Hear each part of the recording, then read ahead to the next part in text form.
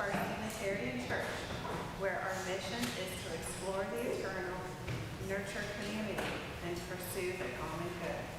We welcome you in your brokenness and in your wholeness. We greet you today with love.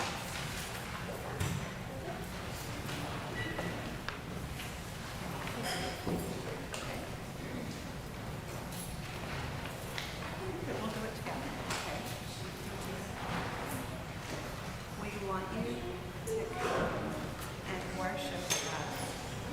It doesn't matter who you are.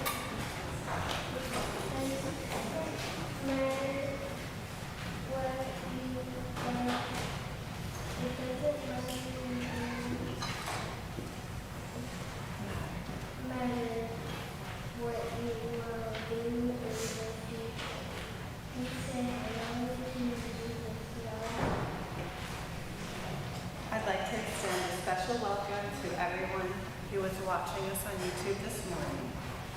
During the prelude, please introduce yourself in the comments and let us know where you are joining us from. If you are in Oklahoma City, what neighborhood are you in, or if you're elsewhere, what city are you in? The prelude prepares us for worship.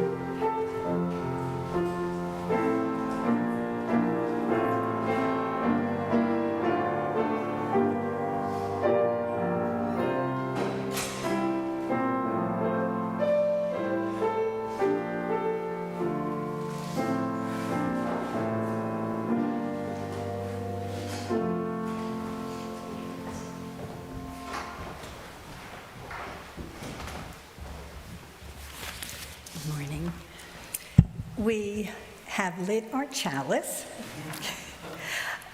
here in our church in Midtown, Oklahoma City, on land that was home to the indigenous peoples, including the Apache, the Caddo, the Wichita, on land that was taken from the Muskogee and Seminole and other removed and relocated peoples.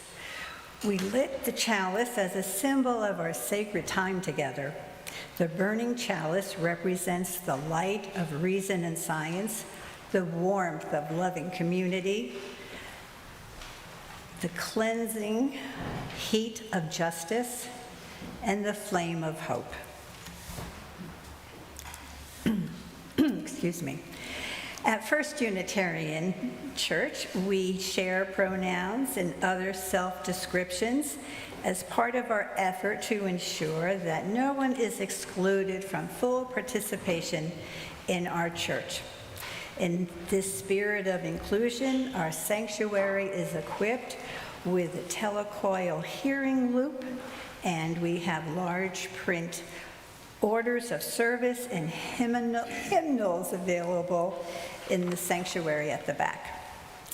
It's a tradition here at First Unitarian in the summer months, instead of formal services led by First Unitarian professionals, congregants such as myself, my daughter, and granddaughter get a chance to participate in the service. Today, Rebecca Schaller will be delivering the homily and leading the reflection afterwards. I would share this sad note. Our memorial candle in front of the pulpit is lit today in honor of Jim Broyles, Diane Broyle's son, who passed away last week in Pennsylvania. Jim grew up in this church, in this congregation. Let's take a moment of silence in his honor.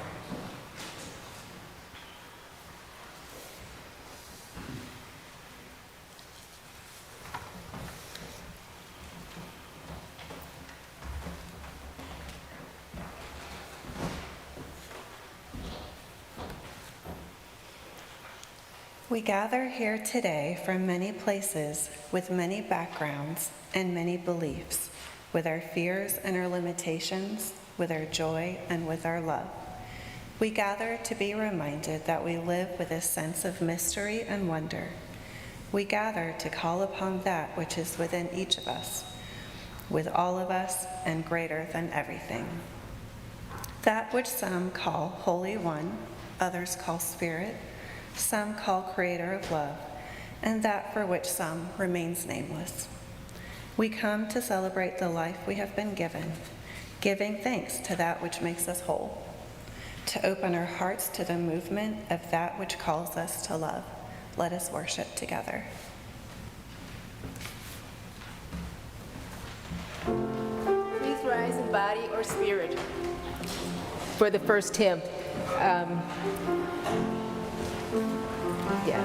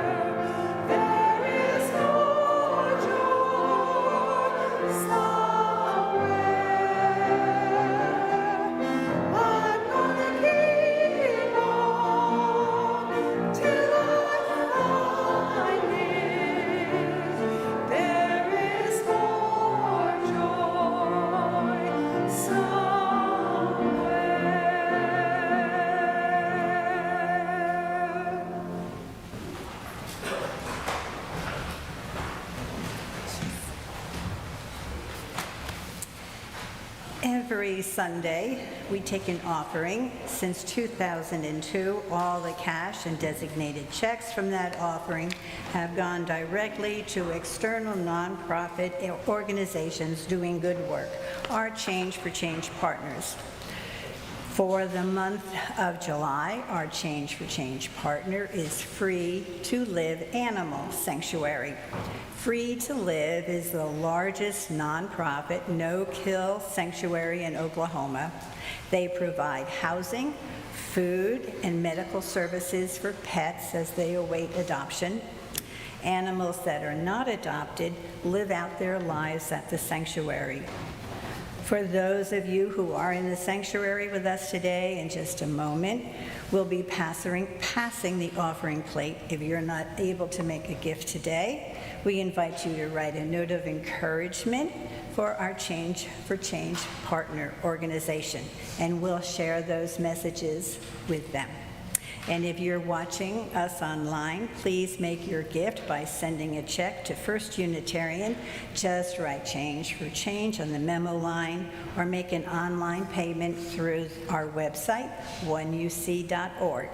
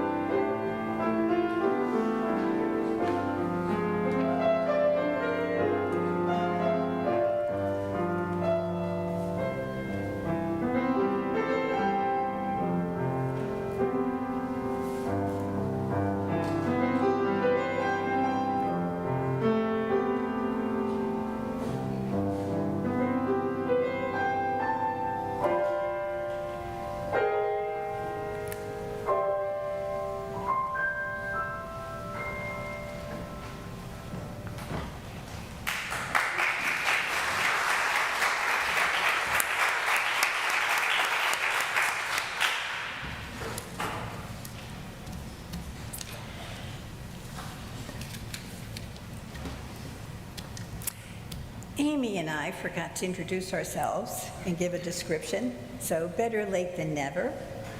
My name is, I need these for reading, but I can't see you.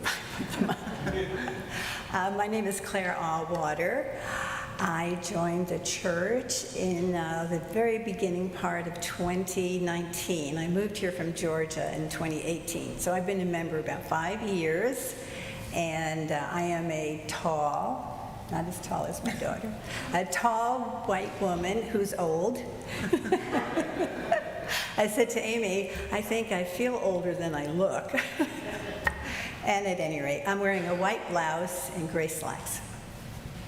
I'm Amy Allwater Diaz. I am a tall white woman with shoulder-length, dark blonde hair, wearing a off-white blouse and reading glasses that I've come to need. And I'm also discovering I can't see you when I look up, and it's throwing me off. But yes. All right, it's time for all ages now. And so we're going to read this together. The story today for the time for all ages is a parable Jesus called the Good Samaritan. It can be found in the Gospel of Luke, and this particular version was written by Schaller. A lawyer asked Jesus a question. Maybe he was trying to trick Jesus to see if he was a good teacher or not. This is what he asked. "Teacher, what should I do to get eternal life?" Jesus replied, "What is written in the Bible? What do you think?" The man answered, "Love the Lord your God with all your heart, with all your soul, all your strength, and love your neighbor as yourself." "That is right," Jesus said. But the man wanted to know more, so he asked Jesus, "And who is my neighbor?" Jesus decided to answer this question with a parable to help everyone who was listening understand. Jesus said, "There was once a Jewish man walking along a road. He was coming from Jerusalem and was heading to Jericho, which was a full day or two of walking. The road was rocky, and there were small hills all around.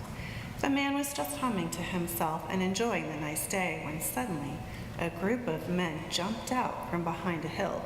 They took all his belongings and tore off most of his clothes.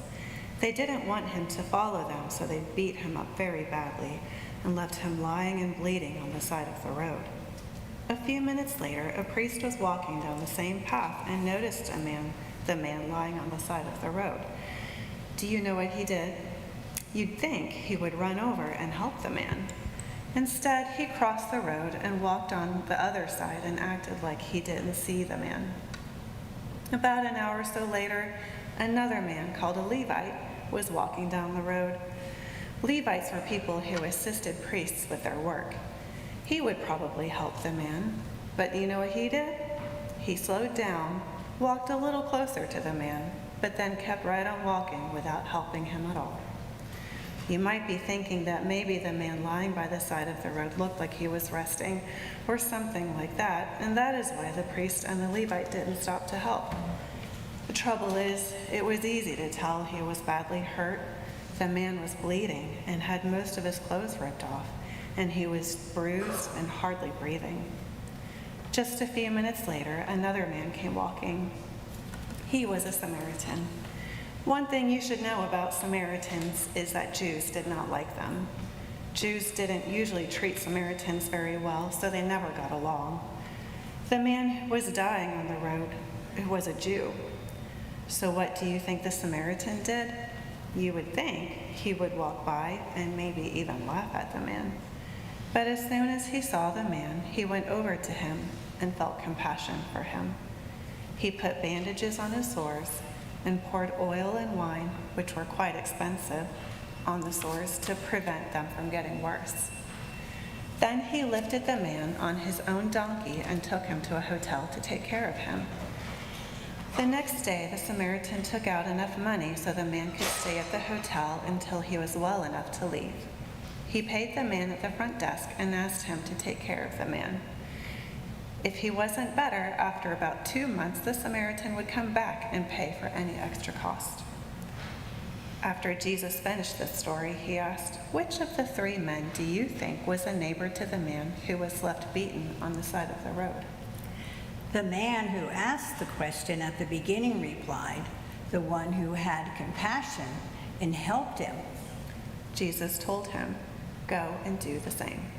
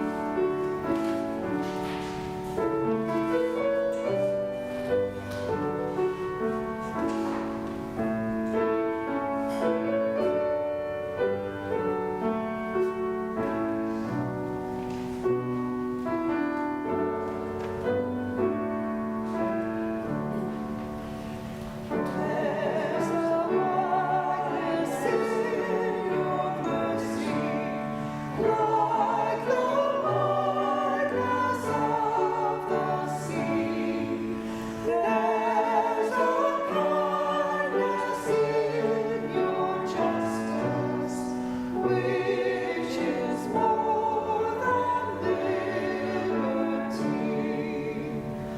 But we beg your love to narrow by those limits of our own, and we magnify your strictness with a zeal you will not own. For the love of God is broader than the measures of our minds, and the heart of the eternal is most wonderfully kind.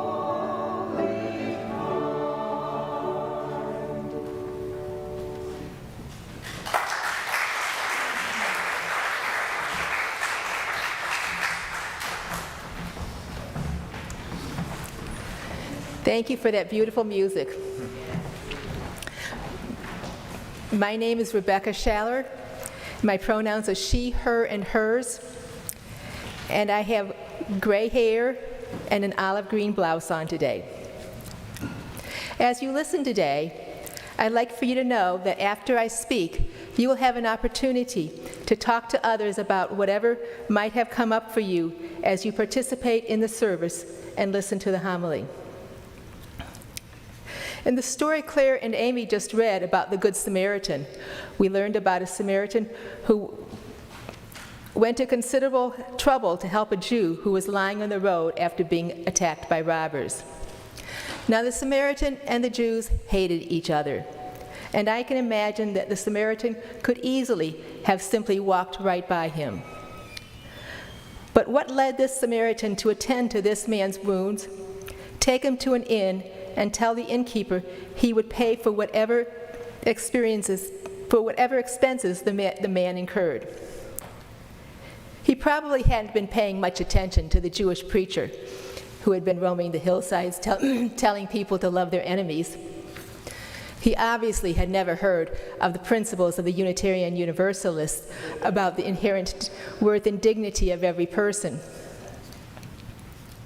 And one thing this story tells me is that the ideas about love and the inherent worth have been around for a long time. And for that reason, it probably has some practical applications, maybe even some evolutionary reasons. When the Jew who had been robbed and beaten realized that it was a Samaritan who had helped him, I imagine his heart softened a little toward the Samaritans. When the innkeeper saw that the Samaritan had brought his enemy to be cared for, he must have scratched his head a little bit and wondered what was going on. Let's look at a few examples of what this kind of love and treating others with the belief in the inherent worth looks like in our own lifetimes, or at least in mine. Excuse me. Some years ago, a man who was a known pedophile wanted to attend the Church of the Open Arms. This is a United Church of Christ here in Oklahoma City. And members of the congregation were clearly very concerned because they needed to protect their children. But they wanted to do so in a way that would honor this man as a child of God. And as you can imagine, this was a very controversial issue.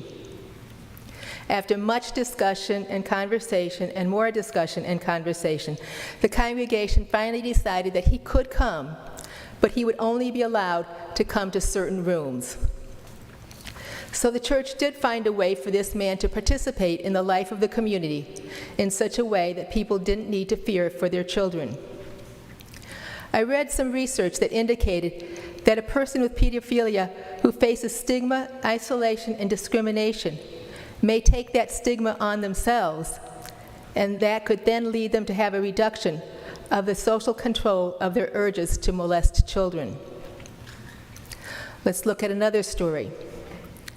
Greg was the minister of United Methodist Church in Chicago.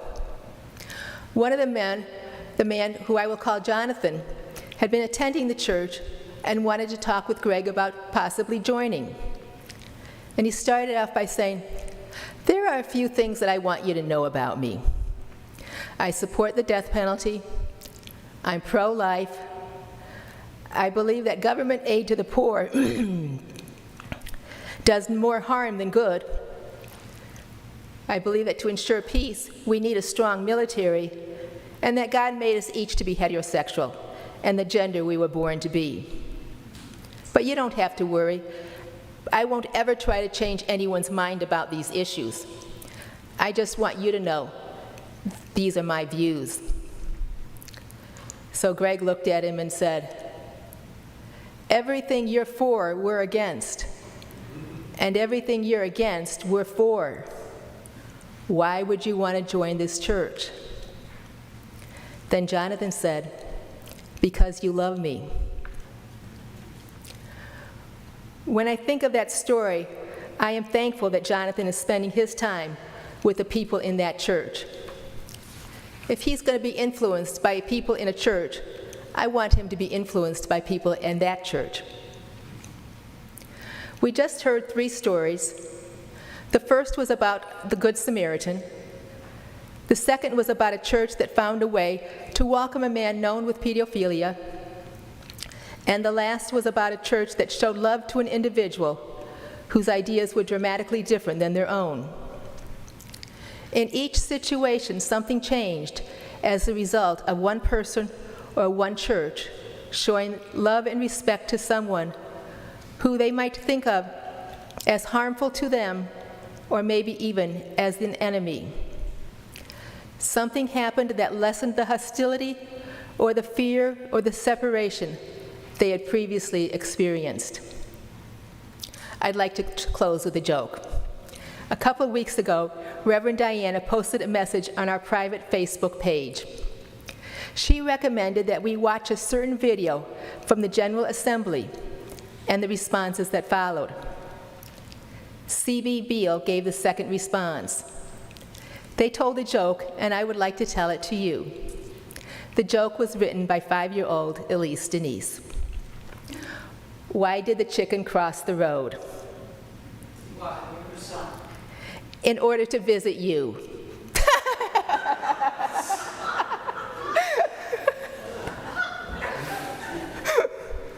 But wait, there's more. Knock, knock. It's me, the chicken, coming to pay you a visit.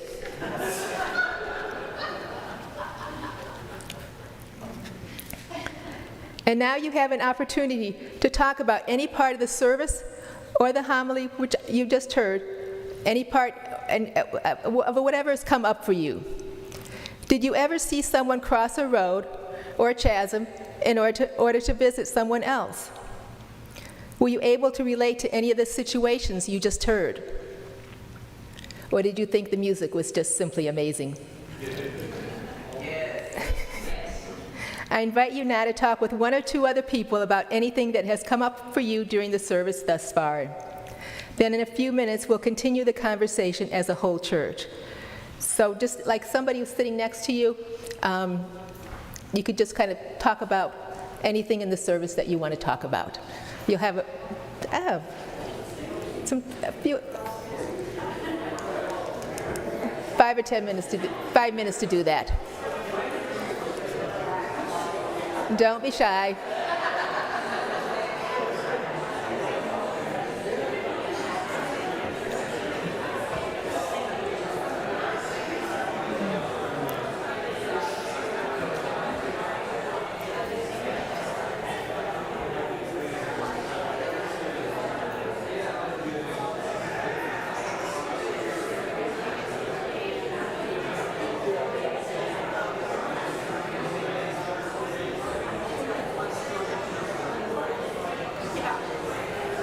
If you're the person in the middle and you don't have someone to talk to, you may get up and move to talk to someone else.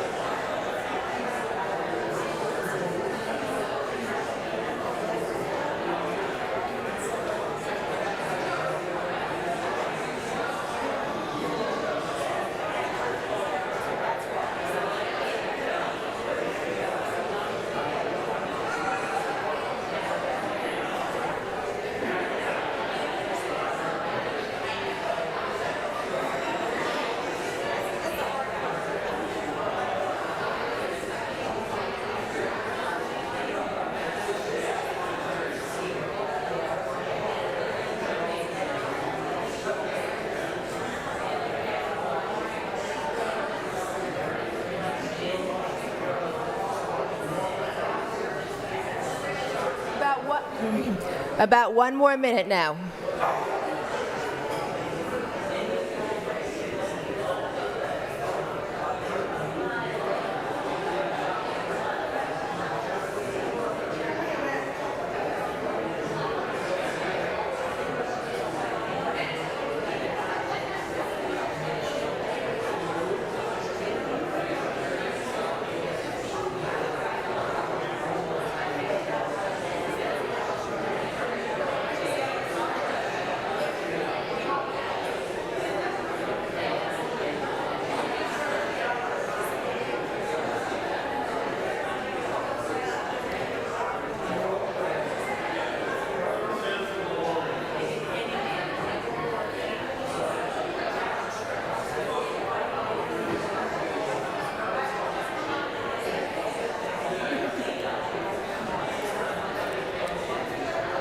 Okay, now I'd like to invite us to continue this conversation as an entire congregation.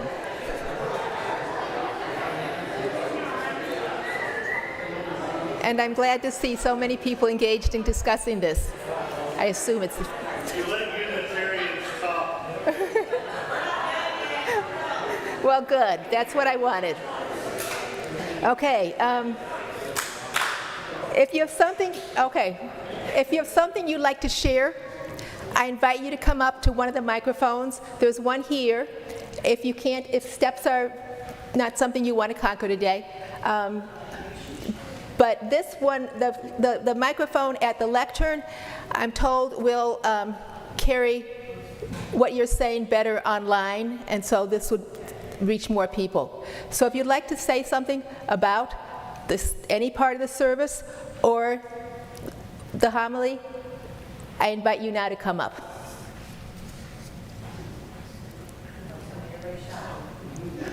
You all are Unitarians, you know that. Okay.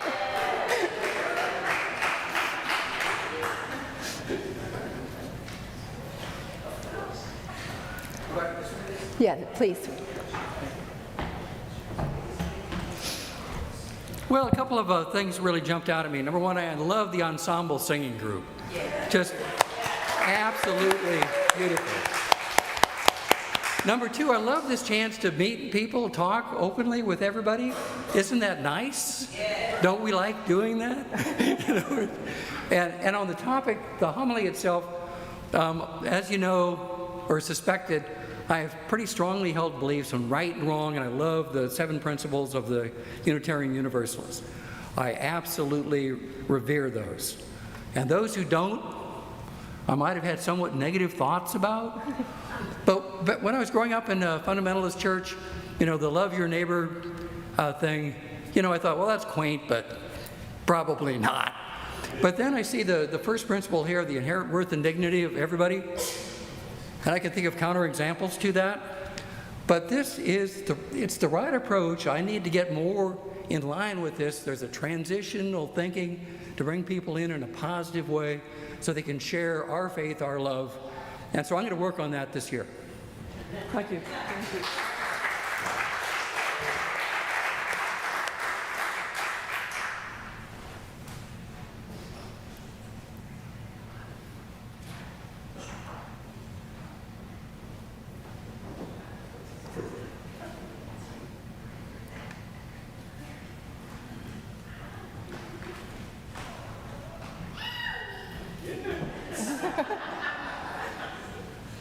So I had a little huddle there with Joan and Steve Weston, and I just want to report on what Steve said because I thought it was so powerful, and he didn't want to come up. So I said, well, I will. He was saying that he's a big fan of Forest Church, and that Forest Church had told people to pray for their enemies. And he said, when you pray for your enemy, it changes you. And I love that. Isn't that cool?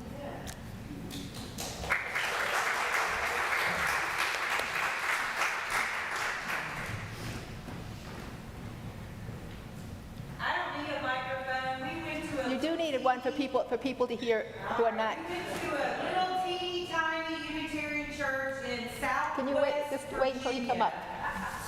In Abbey Abingdon, Virginia. We went to a little teeny tiny Unitarian church, and we had a discussion like this after every service. Every Sunday, we got to discuss what was said at the pulpit, and it was powerful and wonderful. And I think maybe the summer session, we need to talk more afterwards. I like that.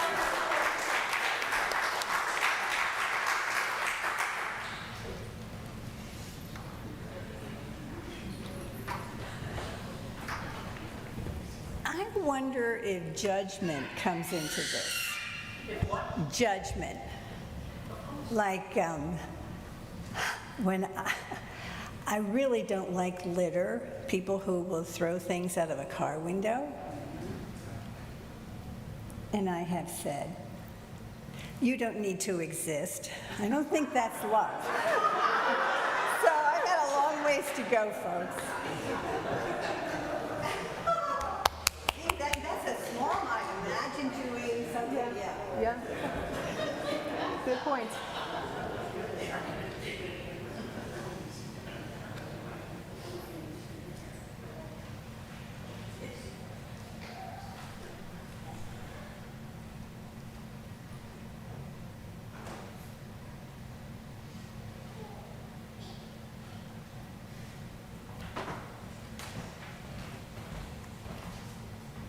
I think it's something that we all struggle with, having love and compassion for those who are unlike us. It's something I have struggled with for a long time when it comes to politics, so many things, and I think it's just a good reminder to try, because all we can do is put our best effort in. So, thank you.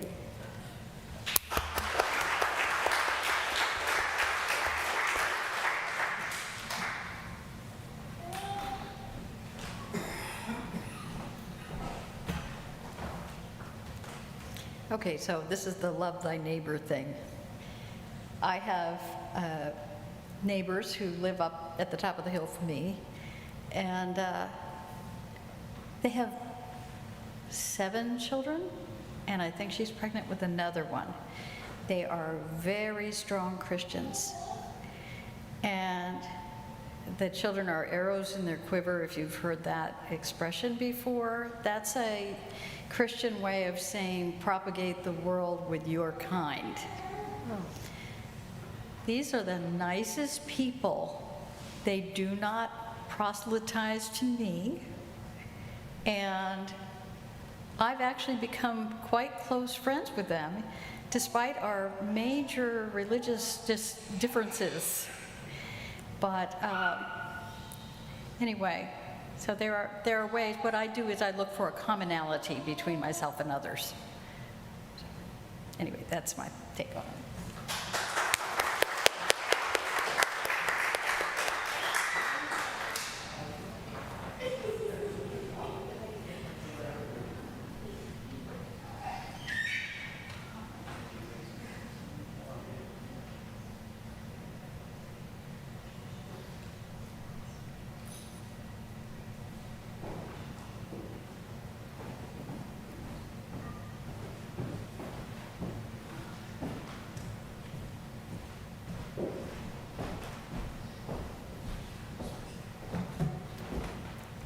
Hello, my name's Hazel. I'm a trans one, and I really struggle with the love your neighbor message because a lot of my neighbors do not love me.